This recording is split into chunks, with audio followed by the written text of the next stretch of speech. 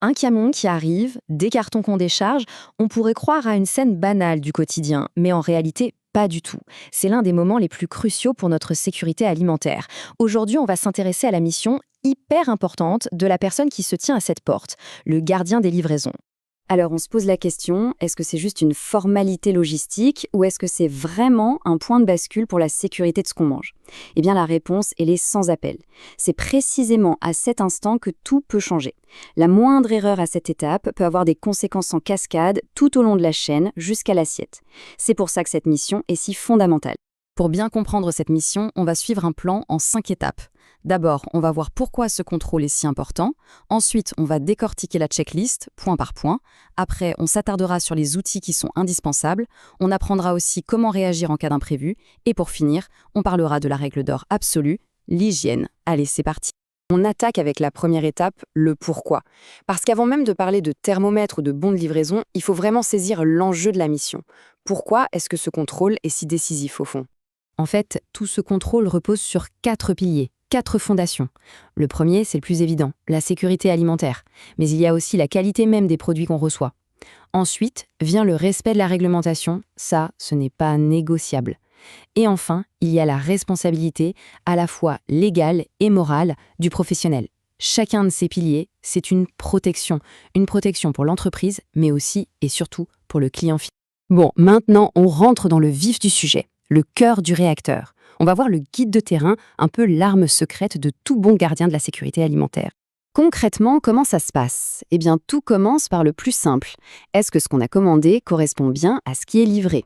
Ensuite, on vérifie les quantités, le poids, le nombre de cartons. Un petit coup d'œil suffit souvent pour juger de la qualité visuelle. Mais attention, là on arrive au moment de vérité, le contrôle de la température. C'est l'étape qui ne pardonne pas. Un produit qui n'est pas à la bonne température, c'est un produit qui peut devenir dangereux. On enchaîne avec les dates limites, les fameuses DLC ou DDM, et on finit par l'état des emballages. Chaque étape est un verrou de sécurité qu'on ajoute. Avoir une checklist, c'est super, mais sans les bons outils, ça ne sert pas à grand-chose. Un inspecteur efficace, c'est avant tout un inspecteur qui est bien équipé. Voyons un peu ce qu'il faut dans sa mallette. En gros, c'est un duo inséparable. D'un côté, on a les outils de mesure, ceux qui donnent des faits objectifs. Le thermomètre, bien sûr, pour ce fameux contrôle critique de la température, et la balance. Et de l'autre côté, on a les documents, la paperasse qui garantit la traçabilité, le bon de commande pour vérifier ce qu'on attendait, et le bon de livraison pour confirmer ce qu'on a reçu. C'est l'alliance de la preuve physique et de la preuve administrative. Mais tout ne se passe pas toujours comme prévu. Que se passe-t-il quand quelque chose ne va pas? C'est dans ces moments-là que le rôle de gardien prend tout son sens. Il faut être prêt à gérer les imprévus. Et voilà, ça arrive. Soudain, un truc cloche. La routine est cassée. Le thermomètre qui affiche la mauvaise température, un carton éventré, une date limite dépassée. L'inspection bascule. Alors on fait quoi? Face à une anomalie, peu importe laquelle, température, emballage, date, le protocole est toujours le même et il est très simple. Primo, on signale le problème au livreur. Deuxio, on prend une décision.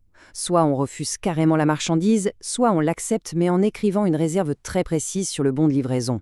Ce qui est crucial, c'est que tout soit écrit, documenté. C'est la seule façon d'assurer une traçabilité parfaite et de se protéger. On arrive à notre dernière étape, qui est peut-être la plus importante parce qu'elle englobe tout le reste. C'est la philosophie globale, les principes qui doivent guider chaque geste, du début à la fin de l'opération. Pour que la boucle de la sécurité soit bien bouclée, il y a 3 règles d'or. La première, elle est personnelle. Avoir une tenue professionnelle impeccable. La deuxième concerne le produit. La chaîne du froid, elle ne doit jamais être rompue. C'est une course contre la montre entre le camion et le frigo. Et la troisième, c'est justement une question de timing. Une fois que la livraison est validée, on ne traîne pas. On range tout de suite. Chaque minute passée à température ambiante est une minute de risque en plus. Et on va terminer sur cette phrase qui résume absolument tout. Elle nous rappelle pourquoi chaque étape, chaque geste de ce processus est vital.